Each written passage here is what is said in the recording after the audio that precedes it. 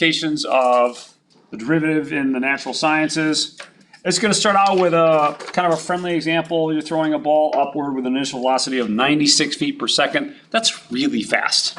96 feet per second. I think 88 feet per second is 60 miles an hour. So if you can rear back and throw it upwards a little bit faster than 60 miles an hour, that's pretty good. Now, it's probably easier to envision the shape of this as a parabola. I mean, really what's happening is that the ball is going to go up and then come down. And that's the way the problem is written. But for us, it's probably easier to think of it in terms of a function of time, in which case the height of the ball is going to trace out a parabola. So let's think about a parabola. And in fact, that parabola is given to us by the equation S equals 96t minus 16t squared. All right. So the ball is going to come up and then down like this. We know that this is going to be a parabola facing down because it has a negative leading coefficient at negative 16t squared. That's actually something that comes from Newton and his laws of gravity. We want to find the maximum height in feet reached by the ball. How are we going to do that? Where does it look like the maximum height would be? What point do you think it's going to be? Adrian? At the top. At the top? All right, so right here. And what can you tell me in terms of calculus about the top? Drew? 0. Now, the slope of the tangent line is 0 right here. So, okay. Well, what point has a tangent line with a slope of 0? How could I figure that out? Plug in 0. Plug in 0 to where? To T. Plugging in 0 to t would give me 96 times 0 minus 16 times 0 squared, which is going to be 0. Plugging in 0 to t is going to find you this point. In fact, let's do one other thing here. Let's figure out this point. So if I wanted to figure out where the ball had a height of 0, personally I'd probably factor out a 16t, which is going to leave behind 6 minus t. So you've got two things that multiply together and equal 0. So one of them has to equal 0, either t equals 0 or t equals 6. So t equals 0, t equals 6. But I still need to figure out what this point is. And I want to use calculus for that. Find the derivative. Please. Say again? Find the derivative. Find the derivative, yeah. Find the derivative. All right, so let's take a look at that. We'll do ds by dt. So that's going to be, let's see, 96 minus 32t. So there's the derivative. Great. Now what?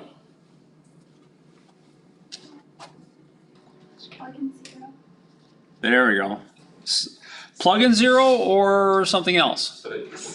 Set it equal to 0, because we want to know where this is equal to 0, where the slope of the tangent line is 0. And the slope of the tangent line is measured by the derivative. So when we solve here, we get 96 equals 32t, and t equals 3.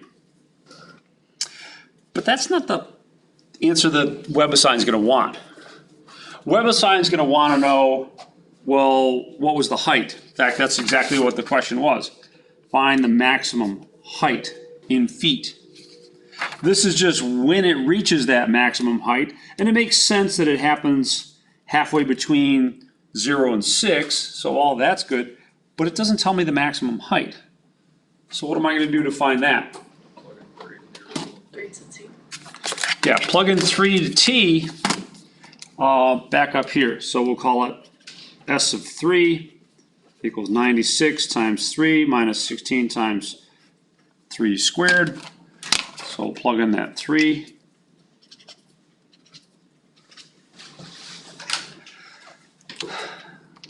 So 96 times 3 minus 144. And that gives us a height of 144. And that's going to be in feet. I was talking to a friend of mine on a bike ride this morning.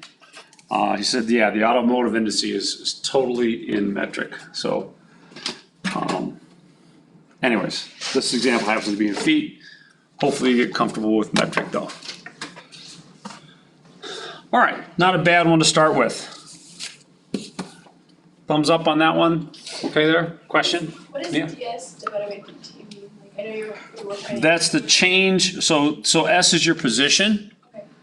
So ds by dt is the change of position with respect to time. How much is that changing? So if you take a look at the derivative, to the left of t equals 3, so I like a t equal 1, or t equal 0.5, or 2.5, the derivative should be positive. And if you plug in, say, t equal 1, 96 minus 32, that's 64. That would be telling you that at 1 second, this is going up at a rate of 64 feet per second. That's how it's changing its position. The reason we were able to find this maximum point is because we wanted to find the point at which the instantaneous rate of change was 0. And that's going to happen at this maximum point. All right, good question. There is actually another part to this, and that's part B. It says, what is the velocity in feet per second when the ball is 128 feet above the ground on its way up? So, okay. What's happening is you've got 128 at some point along the path of the ball, and we want to know what's the velocity when the ball gets there. So there's a little bit of work involved. Let's see if we can't parse some of that out. Now, what's going to tell me the velocity of the ball at any particular point?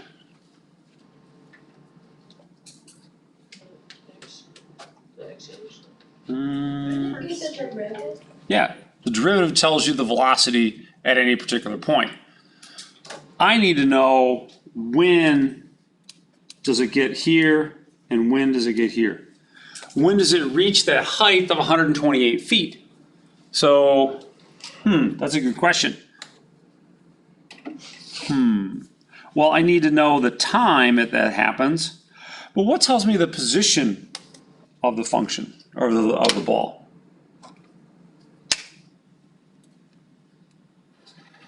This one right here. And I want to know when the ball is 128 feet up. So for part B, I got to start out by solving 128 equals 96t minus 16t squared. Personally, because I've got a minus 16t squared, I want to move that term to the left side along with this other term here and rewrite it as 16t squared minus 96t plus 128. Okay. That helps out a little bit. But now what? Do I have to pull out the quadratic formula? You could, yeah. I like the idea of pulling out a 16 a lot better than I do pulling out the quadratic formula. So that's going to leave behind t squared minus 6t plus 8 equals 0. Now that 16 is a constant. It's not really going to affect anything. And from here, it's just a quick factor and solve. At what times does the ball reach a height of 128 feet? At 4, positive 2. Thank you. At 4 and at 2. That still hasn't told us what the velocity is at those points, though. Plug in. Yeah, you got to plug in t equal 4 and t equal 2. Where are we going to plug it in, though? The derivative. The derivative. Because the derivative is telling you the velocity. So we'll do it this way. ds by dt at t equal 4 is going to be 96 minus 32 times 4. And that's going to equal minus, let's see, 128. So minus 32. Let's just double check myself. Yeah. All right, thank you. So minus 32, and that'd be in feet per second. And that makes sense. You expect the ball to have a negative velocity at 4 seconds. So t equal 4, t equal 2. And you're going to have kind of a mirror image of that on the other side of the peak. ds by dt at t equal 2 is going to be 96 minus 32 times 2. And that's going to be 32.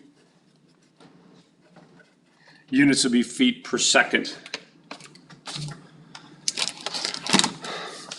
Not bad, not bad.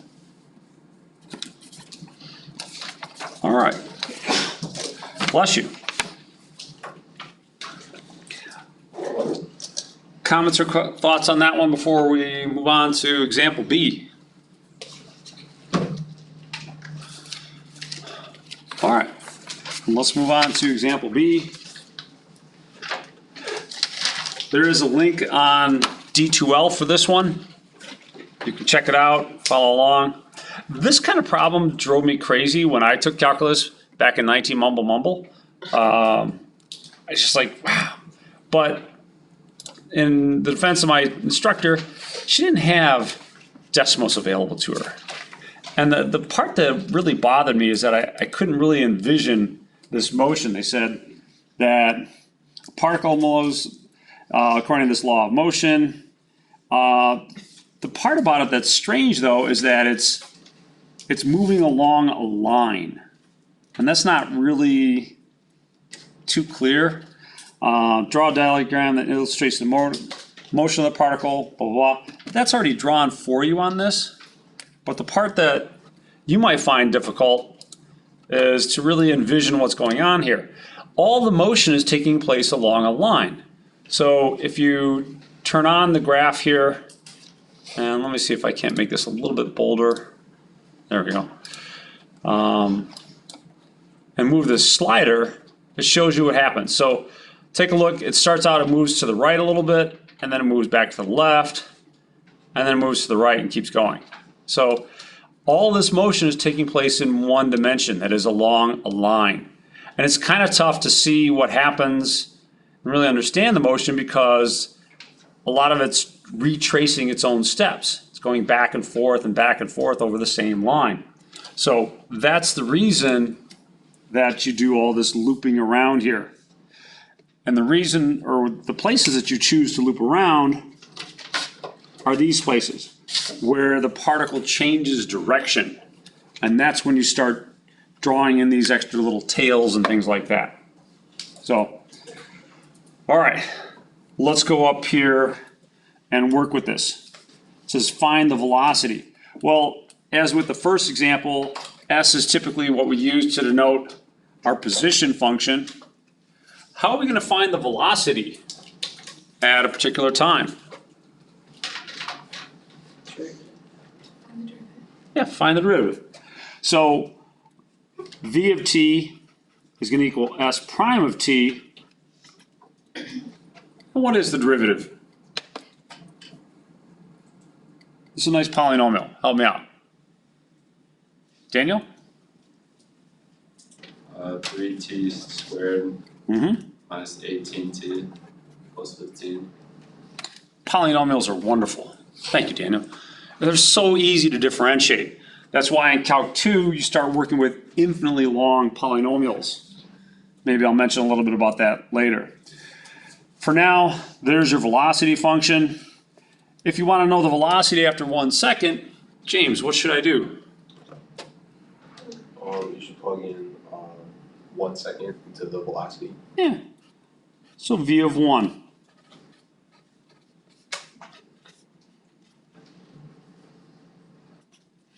So let's plug in v of 1. And it looks like 0.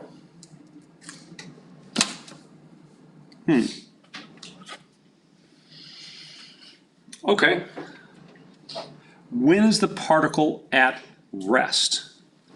That's a good question. What does it mean for the particle to be at rest? What does that kind of conjure up for you? Changes direction. All right, changes direction, Standing still. standing still. All right. So kind of both of them are getting after the same kind of thing here. And that is, if you're standing still, your velocity is 0. All right.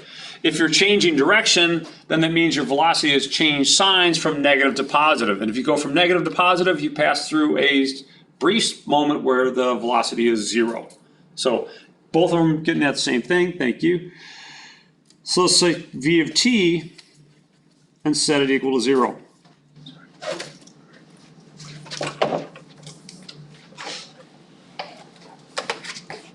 So I'll factor out 3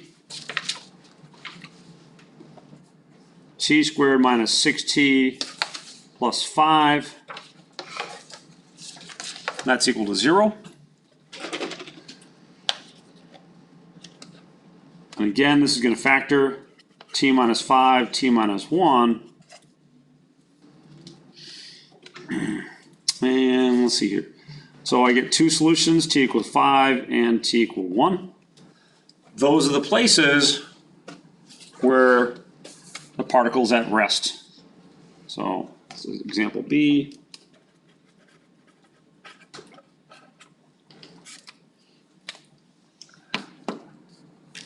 And this is part C.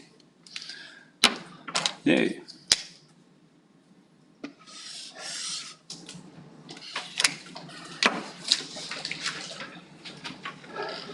says draw a diagram to illustrate the motion of the particle. Use it to find the total distance traveled in the first 6 seconds.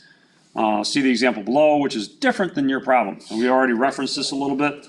But let's see if we can't draw a nice example of this. We want to kind of double back on ourselves at 2 different times. At time t equal 1 and time t equal 5. So we're going to need to check our position at those points. So let's make ourselves a little table of some values. T and S of t. I want to know the position at 0, 1, 5, and 6.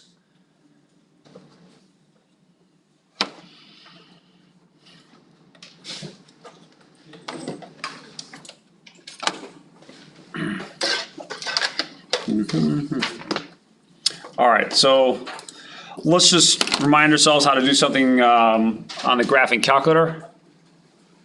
I'm going to plug in the position function, not the velocity function. I already know where the velocity is 0. I want to plug in the position function.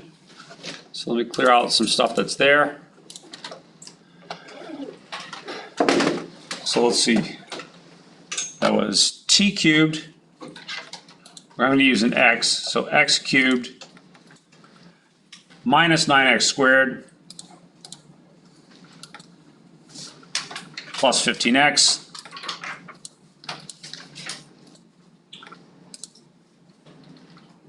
let's clear this stuff out. Now you should make sure that your table setup is correct, so you can do that real quickly here. Second and then window. Independent should be set to ask, dependent should be set to auto. If it's not, fix those things. Table start and delta table don't really matter. So let's go over to table. I got some stuff here, looks like it's left over from what work we did on limits. I want to know the position at 0, 1, 5, and 6. So 0, 0, 1, 7, 5 and negative 25, and then 6 and negative 18.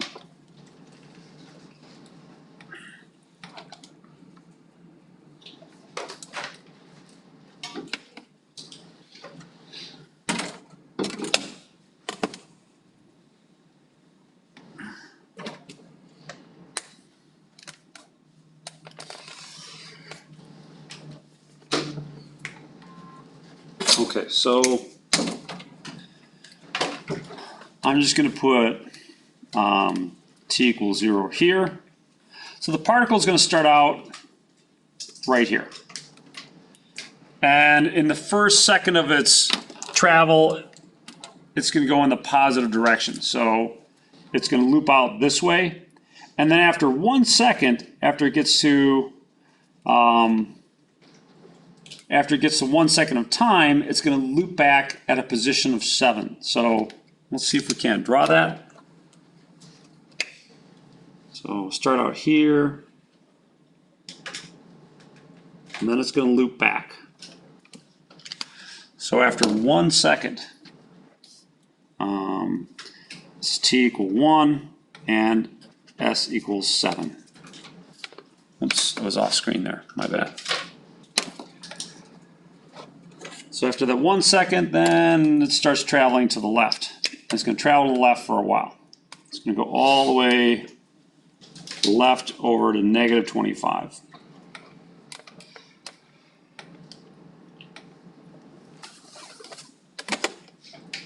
And then when it gets to 5 seconds, it's going to head back just a little bit.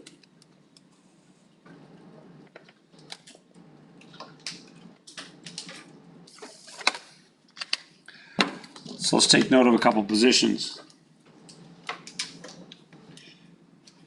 At t equal 5 seconds, the position is negative 25.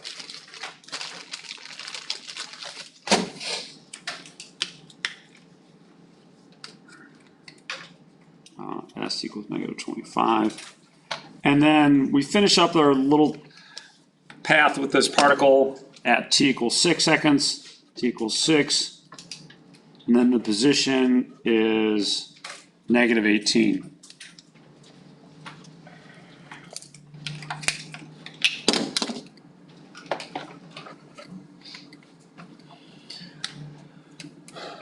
It's helpful to have a diagram like this when you try and figure out the total distance that this particle is moving. You could probably do it just from here if you can envision this well enough.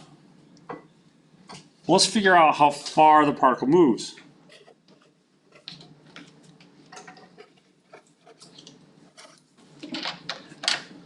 In the first 1 second of its motion, how far did it go? 7. 4 seconds later, you find yourself all the way over here. How far did that go? 32. And what you did to get that is you did 7 minus negative 25. You subtracted those two. Cool. And then you went from negative 25 to negative 18. So another 7. So overall, it's going to be 7 plus 32 plus 7 again, which is going to be 46.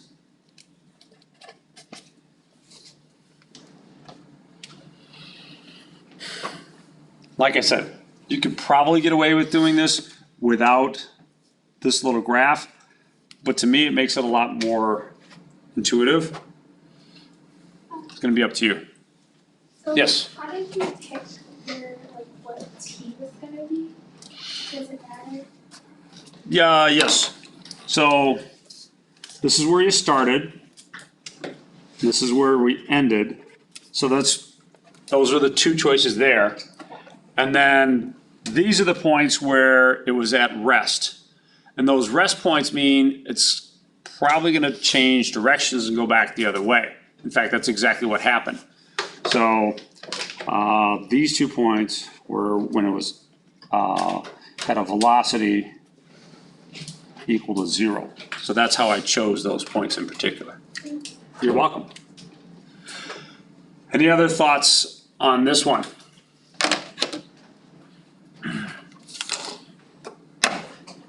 All right.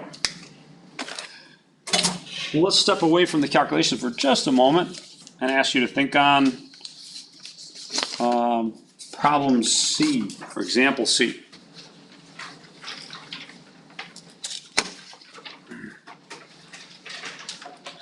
And I want you to keep in mind what the derivative is telling you. The derivative is telling you the instantaneous rate of change of a function.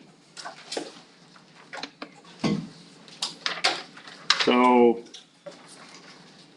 we've got 1, 2, 3, 4, 5 different possible interpretations of this problem. It says a company makes computer chips from square wafers of silicon. A process engineer wants to keep the side length of a wafer very close to 18 millimeters and needs to know how the area of a wafer changes when the side length x changes. Find 18 prime of 18, or excuse me, a prime of 18 in millimeters squared per millimeter. All right. So I want you to think on this one for a minute, and then I'm going to ask you guys to compare notes. If you're watching this later, zoom on by until I get rid of the pause button. So one more look at this. Pause it if you need to.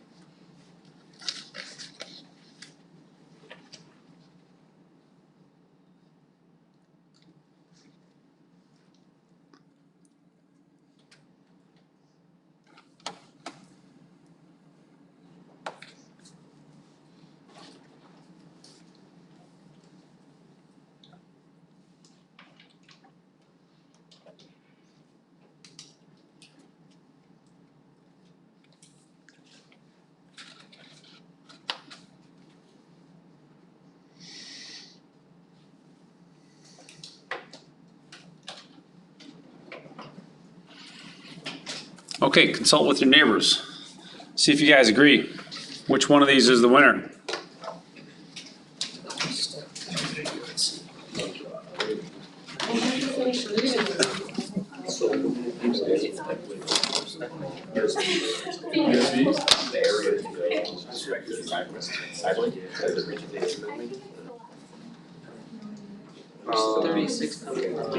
I was gonna say, I think it was 36 inches of a trap. Yeah, I'm not the greatest at this. See the manual. It's about the rate, but Manual. I would be yours. Yeah, so like. Yeah. Why did you pick one of the answers? I think it's No, not C. yet. Yeah, me neither. I hate word problems. I feel like it's A through C, I don't think it's three, which area. That. So this is I'm stuck representing on the C. instantaneous change of. No, wait, C and E, my bad. No, this represents the instant change, but it changed with that. Yes, sorry. What I was missed. Which one? Instant why rate is that? change, Oh, which is represents the the red, rate. like, Very the close to 18. styling, Okay, yeah, so it has to be 18. area. Yeah, and the R is representing the rate. Represents the rate of the area. The rate at which the area is increasing with respect to the side length as it reaches 36. Okay, so the difference between these two is the area or the side length? Right. But this is millimeter square. As respect to the area, is x, well, the derivative is respect to the area. So represents the rate of motion side. Area. Yeah, so. No, C, See, what? respect to the area. Oh, I see. This is just me like Yeah. using the thought process, I'm not good at this. So the area. Side length is like square is 18, Because the the area area is being changes as the side length increases. with the side length. Yeah, I think it's Okay, C. yeah. Yep, see. Okay, so it's C. there. I think. Oh, see. Yeah. I told you, I can help you give it, cause this is like real world. I just don't know where the 36 is coming from. Yeah, or maybe Or the more square. That's what I was thinking. Yeah, I know it's always. It's not squared. It's like, no.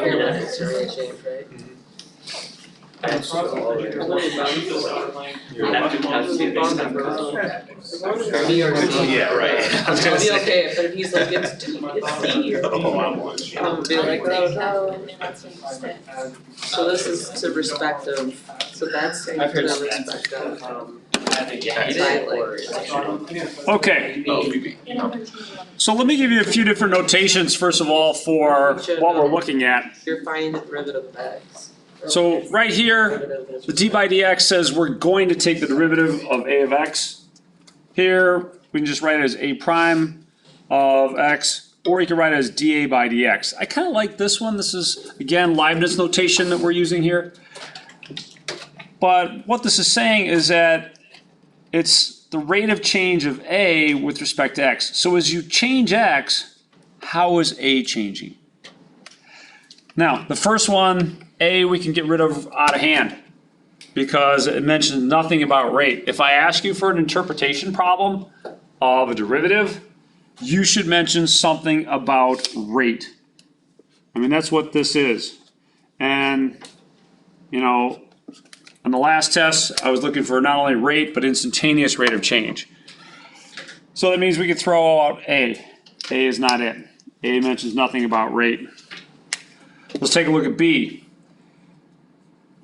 A prime of 18 represents the rate at which the area is increasing with respect to the side length as x reaches 18. Well, it's looking pretty good. I mean, this is the change in the area when you're changing the length of side, or as the length of the side changes. And that's happening at 18. So that's looking pretty good at the moment. Let's take a look at some of the other ones. A prime of 18 represents the rate at which the side length is changing. Stop. It doesn't. We're not changing the side length, we're looking how the area is changing. So I don't like that one. So let's X out that one. A prime of 18 represents the rate at which the area is increasing as x reaches 36. What's wrong with this one? Get very close to 18. Yeah, you're getting to 18, not 36. So that one's wrong. A prime of 18 represents the rate at which the area is increasing with respect to the side length as A reaches 36 square millimeters. Well, no, we're not reaching 36 there. So I'm liking B. B is the winner. All right, cool. Comments or thoughts on example C there? It's a little break from the grunt work calculation of the first two examples. Would you put something like this on the exam? I could. There'd be one difference though. I would be right.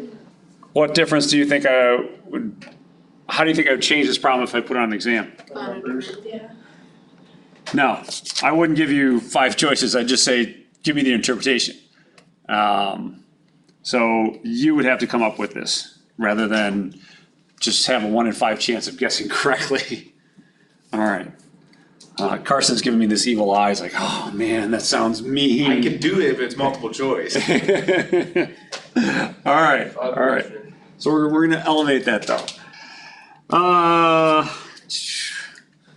Let's see. There's something kind of cool here that I'm gonna take just a moment and point out before we do this next one. Talks about the surface area of a balloon, and I want to take a look at area formula for a circle. Does anyone remember the area formula for a circle? Pi r squared. Pi r squared.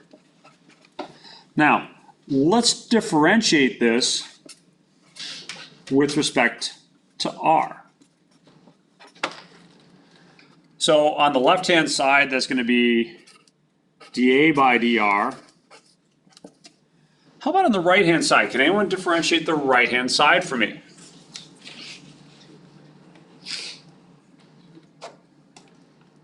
Two pi r. Remember, because pi is a constant, derivative of r squared is just 2r. So 2r times pi. Does this formula look familiar at all? 2 pi r. It's the circumference of a circle. So when you're looking at a circle and you're asking how does it change as you change the radius, that change is felt right on the edge of the circle or the perimeter, or typically we call it the circumference. So that's where it changes. So kind of cool, you got one as a derivative of another. Let's bump that up a dimension though. Let's bump it up to volume.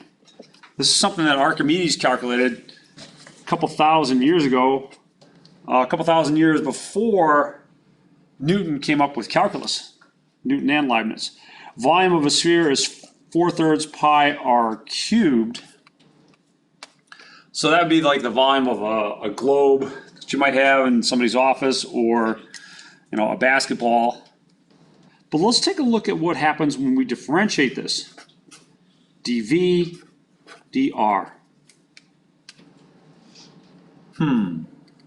Somebody differentiate that for me. We're gonna get some nice simplification. Dean?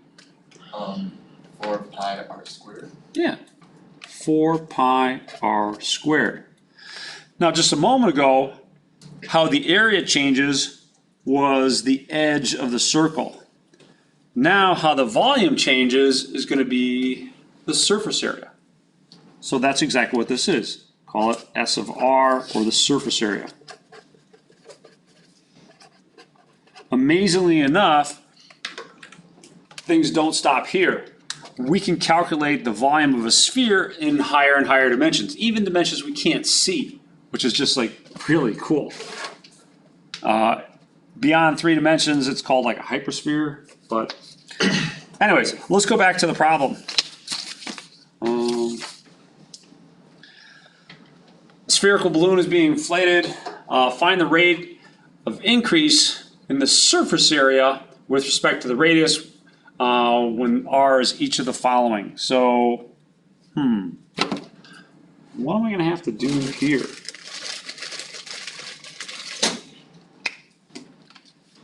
Find the rate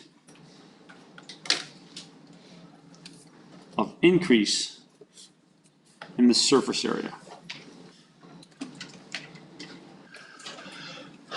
Well, this kind of flows pretty nicely from the previous problem, where we're asked to try and figure out what dA by dx represented, and it was a rate of change. Rate of change is always given to you by one quantity in this class. What is it? Derivative, yeah. So I need the derivative, and we're going to differentiate with respect to r here. So ds by dr. Emmanuel, what's ds by dr going to give me?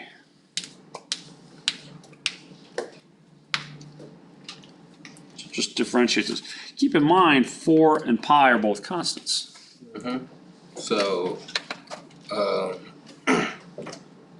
if that's the case, then you multiply the 2 by 4 pi. And what will I end up with? 8 pi? Yeah. And then it's just r. Good, 8 pi r. Great.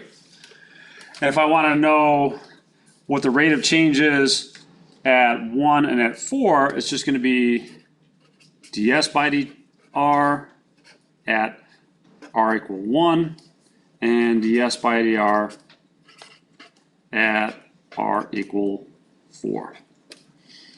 So that's going to be 8 times pi times 1. Pi times 1.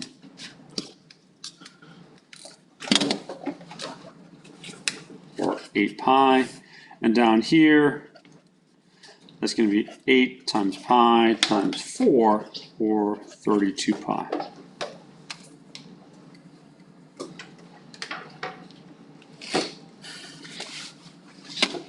And that's it. That was easy. Nice. Yeah. Okay. Looking good there.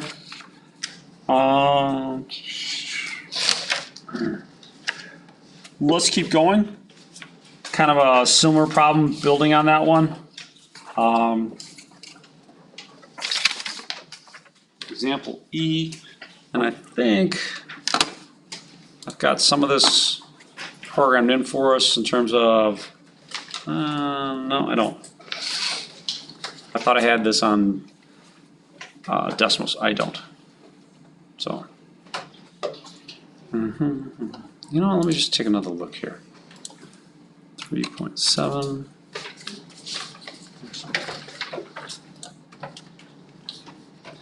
Yeah, I guess I do. I don't know if this is the link that I put on WebAssign or not.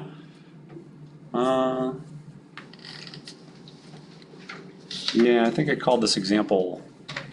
No, this is example F. No.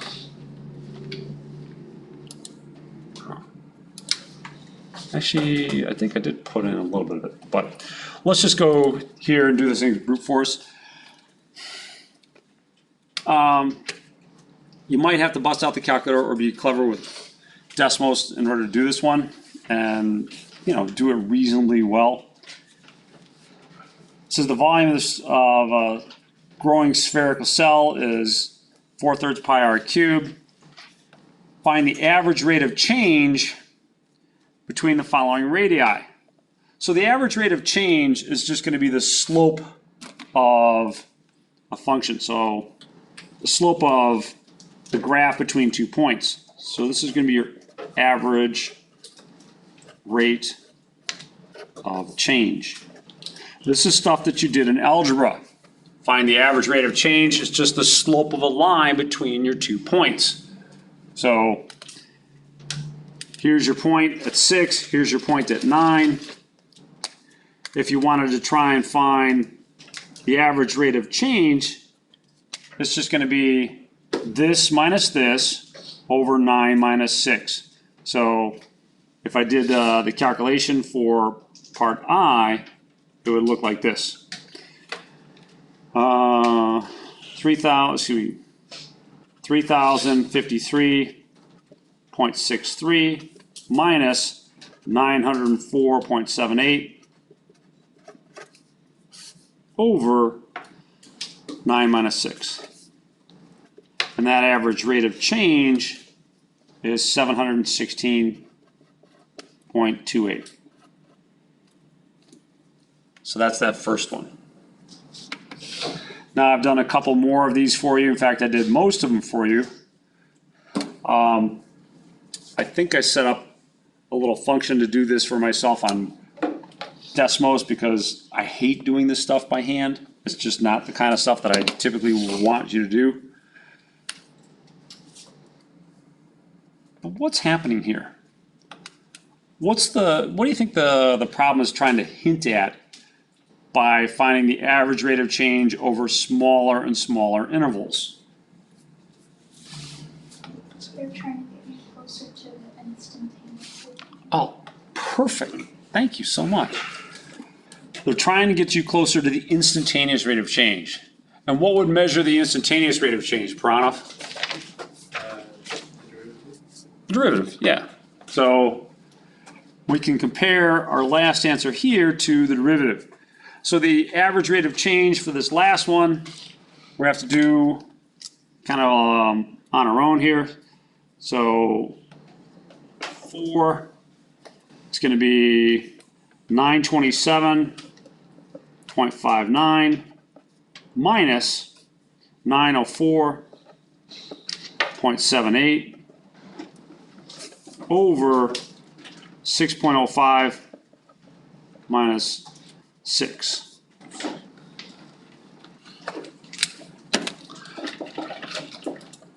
So let's take a look at what that is.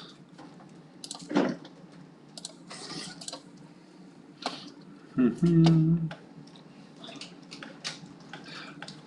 going to do it this way. I'm going to hit the alpha key and then the y equals key, giving myself a numerator. So 927.59 minus 904.78 divided by 6.05 minus 6. Well, that's just going to be 0.05 in the denominator. So 456.2. 456.2.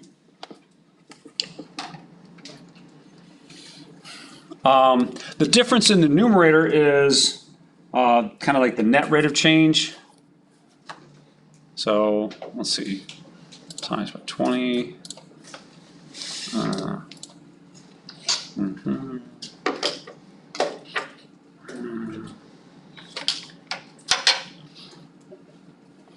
So yeah, that the difference in the numerator. Let's see. Well, let's just 927.59 minus 904.78. Almost. I missed the 8. So 22.81, that would go here.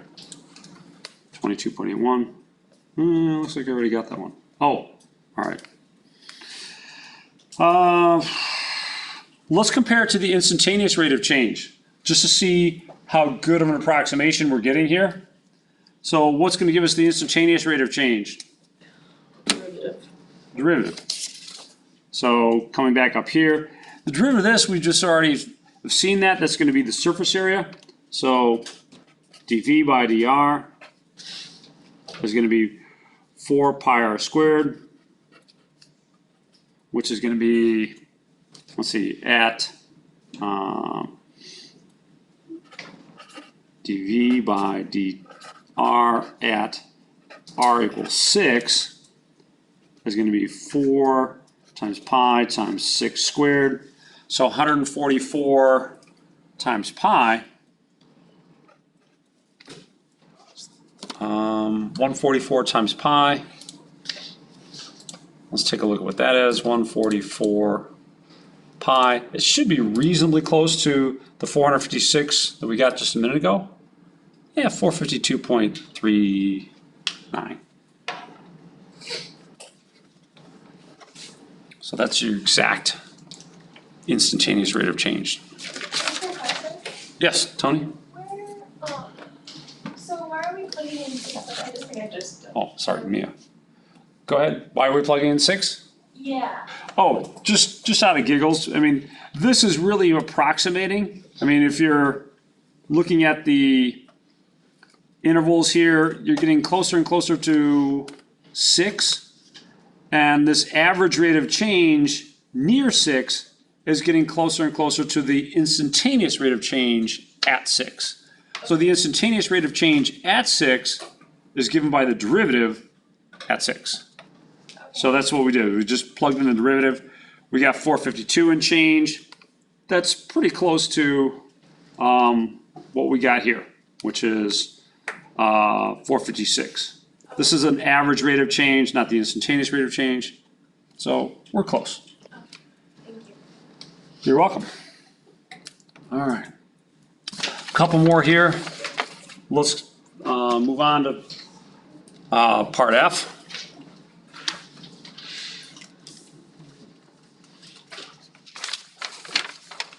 So a couple more. It's actually the last one.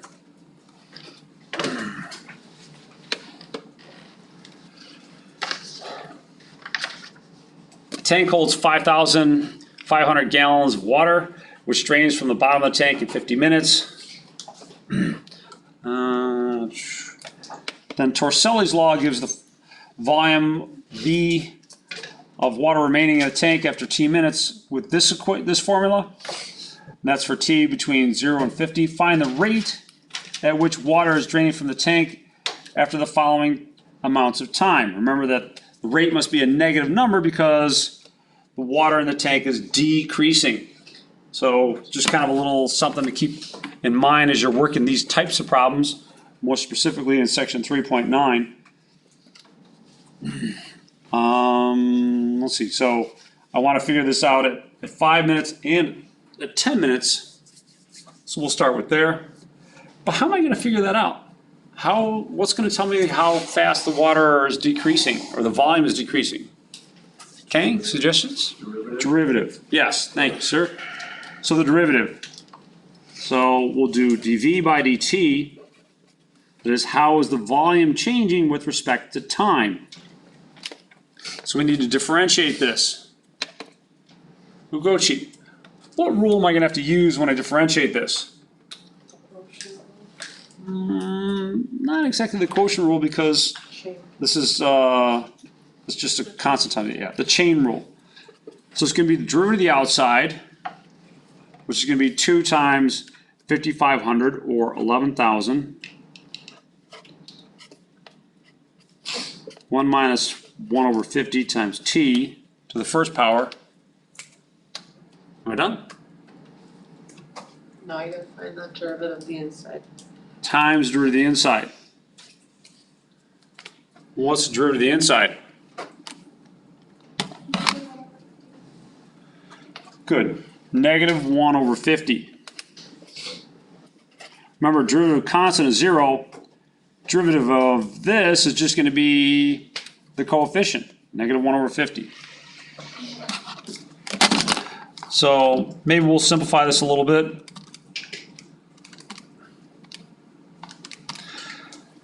$50 goes into 11,000 220 times, so that'd be negative 220 times negative, or times 1 minus 1 over 50 times t. Okay. And I need to figure that out at a couple places. dV by dt at t equals 5 and dV by dt at t equals 10. It almost doesn't feel worth it to plug this in and make your calculator do it, but I am going to take the time to set up a little table here real quick. Table of points. So I'll clear out my old function. I'll put in the new one. I want minus 220, parentheses, 1 minus 1/50th x. You could write that in a couple ways. You could write minus x divided by 50, or you could do 0.2 times x. Both of them would work out okay. Once you got that plugged in, we can plug in a couple other things. We can figure out what t of 5 is and the change in volume at 5 and the change in volume at 10. So at 5 and at 10. How'd you get negative 220 when you like simplified it? What did you do? I just missed it. Sure, no worries. So 50 goes into 11,220 times, and then the negative, I just brought it out front. Okay. Okay? All right, so let's come back here for a second. Where is it? Graphing calculator. So our values were negative 198. And that would be in, let's see, what would the units be? It'd be in probably gallons per minute. And then negative 176. And again, gallons per minute.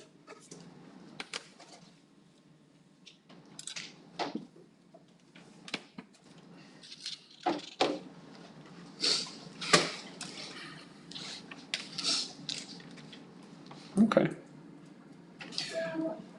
Yes. Look at this in like steps, like so the first step that you did was you put the one I found the derivative. chain rule. Derivative of the outside, which is my 11,000, times the derivative of the inside, which gave me negative 1 over 50. And then I simplified. The 50 cancels into 11,000, 220 times, and then I brought the negative out front. Now there's a part B here. It says, at what time is the water flowing out the fastest? So what's going to happen if it's flowing out the fastest?